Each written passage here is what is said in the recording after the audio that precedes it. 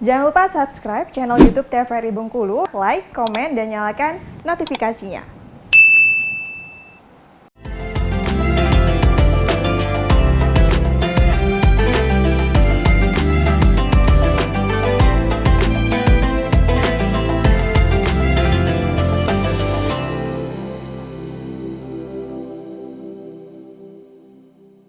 Alhamdulillahirrabbilalamin, kembali lagi dalam acara Mutiara Ramadan.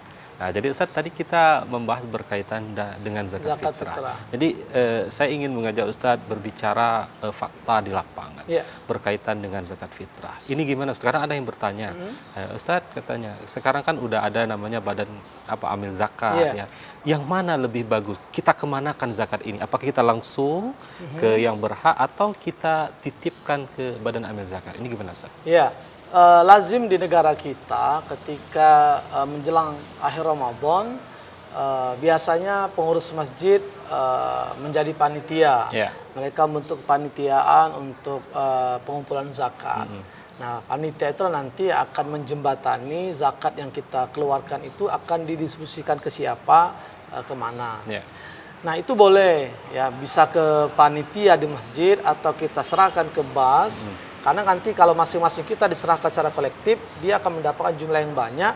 Boleh jadi nanti mustahik akan mendapatkan lebih juga. Ya, baik dia beras secara fisik atau uang.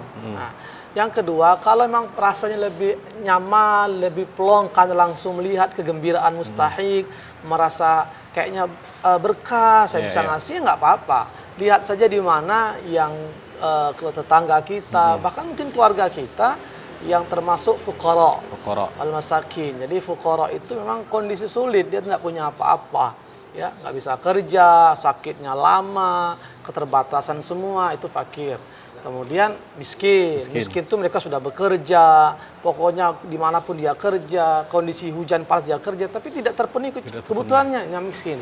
Nah, silakan. Jadi ada dua pilihan. Yang pertama bisa diserahkan kepada panitia pengumpulan zakat, atau kita sendiri yang mendistribusikan dengan alasan kayaknya lebih plong lebih nyaman, kayak langsung tepat sasaran. Ala kulli hal, yang penting dikeluarkan zakatnya. Nah, jadi misalnya di rumah boleh kita langsung, boleh juga kita menyerahkan ke badan amil zakat. Ada juga nih Ustaz berkaitan dengan kriteria Ustaz. Terkadang di masyarakat Ustaz, mohon maaf nih Ustaz, mungkin yang pengetahuannya belum mumpuni dan sebagainya. Terkadang zakat fitrah ini ada yang dijadikan untuk pembangunan masjid, Ustaz. Ada juga, ini maksud saya, bagaimana kriteria sesungguhnya? Ada nggak kriteria seperti fisabilillah dan lain sebagainya? Ini gimana, Ustaz? Ya, jadi kalau berdasar asnaf yang 8 itu, zakat fitrah ini kan memang dia momennya hanya di bulan Ramadan. Bulan Ramadan, benar. Karena lebih kepada untuk menyempurnakan amalan, semakin membersihkan jiwa kita setelah kita berpuasa. Sehingga zakat fitrah ini goalnya adalah untuk memberikan makan orang miskin, meringankan kebutuhan orang miskin. Jadi tidak pas kalau digunakan untuk pembangunan masjid, pembangunan jalan, untuk beasiswa bagi mereka miskin. Enggak. Jadi memang untuk orang miskin, fakir dan miskin. Nah, kalau untuk pembangunan itu nanti lain, mungkin bisa dari zakat mal, bisa ada infak, dari sedekah lainnya, itu yang bisa akumulasi secara kolektif sehingga dana itu bisa produktif, boleh. Tapi kalau zakat fitrah memang hanya untuk makan. Jadi membantu, meringankan, menyenangkan orang miskin ketika mereka berlebaran. Itulah filosofinya kenapa ada zakat fitrah. Maka nggak boleh digunakan untuk pembangunan masjid dan seterusnya. Nah, jadi ini misalnya di rumah mungkin terkadang masih simpang siur yang ada di masyarakat. Terkadang kita mempertanyakan berkaitan dengan zakat fitrah. Maka tadi sudah dijelaskan asnafnya fakir dan miskin, Ustaz. Maka yang lainnya mungkin bisa diambil dari zakat mal dan lain sebagainya, infak seperti itu. Nah, jadi ini jangan sampai salah misalnya di rumah berkaitan dengan zakat fitrah itu sendiri. Dan selanjutnya Ustaz, berkaitan dengan zakat fitrah ini apa mungkin dampak? Tadi kan berkaitan dengan jiwa ya, berkaitan dengan jiwa. Mungkin ada nggak dampak-dampak yang lain misalnya? Apakah nanti dia akan merasakan ketenangan atau lain yang mungkin langsung Allah cucurkan bagi yang mengeluarkan zakat fitrah? Yang pasti ketika perintah Allah, kewajiban yang ditetapkan Allah, apalagi dipertegas oleh Nabi Muhammad SAW. Karena kan zakat fitrah ini secara teks tidak ada dalam Quran. Hanya ada perintah wa'atuz zakat. Maka Rasulullah SAW sebagai penjembatan, sebagai yang memberikan status hukum ketika tidak dijelaskan Al-Quran, makanya fungsi hadis itu bayanut tasyri', membuat satu hukum yang tidak ada dalam Quran. Dan zakat fitrah itu secara syariat memang Rasul yang mewajibkan. Nah, ketika kita melaksanakan perintah Rasulullah SAW, ya tentu ini kebaikannya ada, pahala jangan lagi ditanya, ketenangan, iya. Sama saja, setiap kita melaksanakan kewajiban, ibadah itu pasti akan ada ketenangan. Apalagi kalau kita betul-betul merasakan bahagianya mereka ada bahagianya kita. Kalau kita kan banyak makanan ada, kadang uang berlimpah. Nah, orang yang miskin nggak punya mereka. Nah, ketika kita memang berbagi, yakinlah bisa saja nanti doa dari mereka itulah naik ke langit, diijabah, lalu sampai kepada kita. Nah, tapi kalau kita tahan, nah ini bermasalah. Namanya kewajiban itu jangan ditahan. Bisa saja Allah nanti ambil dengan cara yang lain. Maaf karena kita tidak berzakat fitrah pada konteks Ramadan atau zakat harta ketika memenuhi syarat dan nisabnya, ada senta nanti ada musibah kah, atau ada apa, karena Allah ambil dengan caranya. Ketika dengan jalurnya ditetapkan tidak dikeluarkan, ya sudah Allah ambil dengan caranya.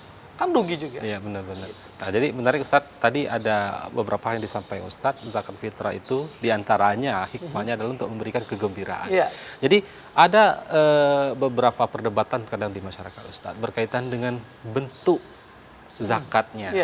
Ada yang memahami secara tekstual, gandum, kurma, langsung ditafsirkan dengan beras, berarti dengan uang tidak boleh. Jadi menurut Ustadz ini gimana Ustadz? Jadi kan hukum itu bersifat dinamis ya. Yaduru ma'ilati wujudan wa adaman. Sebuah postulat hukum itu berlaku, ditegakkan tergantung ilat. Nah, kalau dia ada ilat bisa hilang, atau karena ilat dia bisa ada. Sementara memang kalau dalam teks hadis Nabi itu kan makanan pokok. Saat Nabi itu ya gandum atau kurma. Kita makan pokoknya beras. Hanya saja dalam perjalanannya bahwa kalau pendistribusiannya hanya beras, mungkin mereka akan berlimpah secara beras. Punya semua banyak berkarung-karung.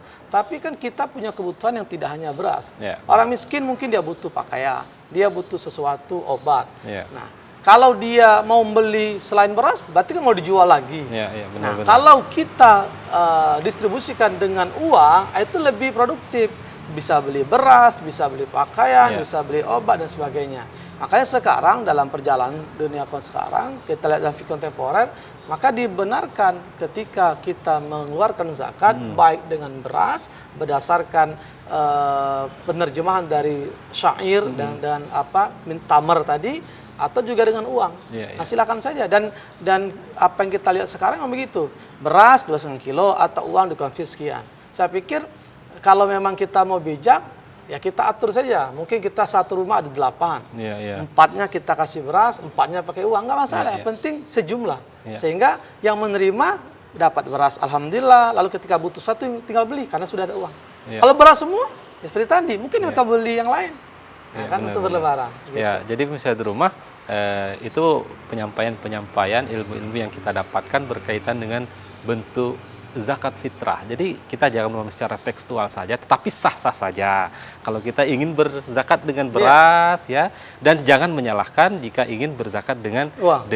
Yang salah itu adalah yang tidak berzakat. Nah, akan kita lanjutkan, sangat menarik sekali obrolan kita pada kesempatan ini.